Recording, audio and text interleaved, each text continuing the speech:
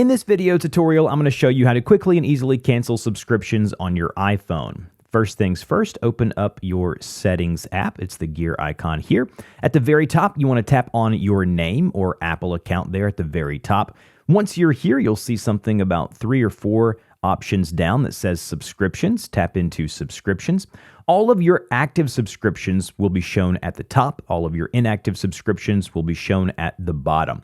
Anything that's expiring will let you know, and anything that's active will not have any red text below it. Go ahead and tap on the thing that you want to cancel. So say it's this app here, and you can just tap into cancel subscription. You will confirm by tapping cancel subscription one more time, and then when you do so, it will let you know back on the list of subscriptions when it will be expiring and when you will no longer have access to the premium features of that app. It's that easy. Under subscriptions, under your name there, or Apple account and settings. If you have any questions, put those down below. If this helped, like, share, and subscribe, and I'll see you guys in the next video.